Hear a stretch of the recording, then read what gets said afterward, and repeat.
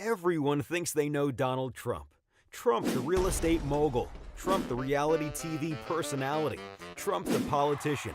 But do you know how it all started? How Trump actually became Trump? Here's the real story behind how Donald Trump got his wealth, his successes, and his failures.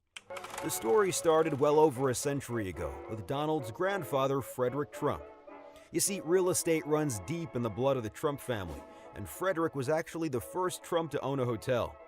During the famous Klondike Gold Rush in Canada, Frederick owned an inn and restaurant that served gold miners. When he passed away, he left an estate worth just under $500,000 in today's dollars to his heirs. His eldest son, Fred Trump, carried on the Trump legacy by going into business with his mother, using his inheritance for seed money. Fred became a very successful builder in New York City's outer boroughs. He built single-family houses in Queens in the 1920s. He helped pioneer the supermarket with the Trump Market during the Great Depression.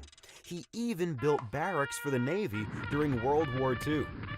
But Fred's real cash cow came in 1949, when he got a government loan to build Shore Haven Apartments in Brooklyn. The Federal Housing Administration paid him $10.3 million, but he was able to build the apartments for significantly less. The government kept overpaying for houses in Brooklyn and Queens, and Fred kept building them. Fred Trump was allegedly worth between $250 and $300 million by the time of his death in 1999. According to Donald, his father was one of the biggest landlords in New York's outer boroughs. Born in Queens, Donald Trump would join his father's company early on in his career. Donald had a different vision for the Trump name. He envisioned the Trump brand as being synonymous with luxury worldwide. Using his dad's business connections and creditworthiness, Donald went into real estate in Manhattan in the mid-1970s. He borrowed a small sum of $1 million to get started. One of Trump's first moves was also one of his biggest wins. In 1976, Donald Trump and Hyatt partnered to buy the rundown Commodore Hotel near Grand Central Station. At the time, the whole neighborhood was in disarray, with many nearby buildings on the verge of foreclosure. Trump negotiated contracts with banks and the city in an effort to fund the hotel and rejuvenate the area. The end result was the Grand Hyatt, a 25-story hotel which Trump sold his share of for $142 million in 1996. Another big win for Trump was with 40 Wall Street, which was once the tallest building in the world. He bought it for $1 million after years of vacancy. Today, it's prime real estate in the financial district, worth more than $500 million. The Apprentice was also a financial home run.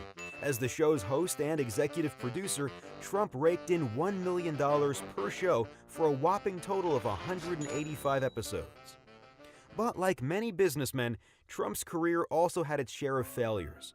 Donald's biggest failure may be his ill-fated venture into casinos in Atlantic City. The bleeding started in 1988 when he acquired the Taj Mahal Casino. Funded primarily by junk bonds, the massive casino would be $3 billion in debt within just a year of opening. Trump, who racked up $900 million in personal liabilities, had the business declare bankruptcy. To stay afloat, he ditched many personal assets, such as his airline, a 282-foot mega yacht, and half of his stake in the company. Things were dire, and Trump's dad chipped in with a $3.5 million loan in the form of casino chips to help make a debt payment. Trump's casino holding company would enter bankruptcy 2 additional times, once in 2004 after accruing $1.8 billion in debt, and again in 2009 after missing a bond payment during the financial crisis. Each time, Trump's stake in the company fell. While 3 of Trump's 4 bankruptcies involved Atlantic City casinos, he has also struggled in other ventures outside of real estate.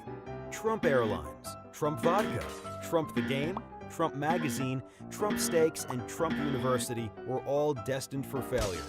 Trump Mortgages was launched in 2006, right before the real estate crash, and it also imploded.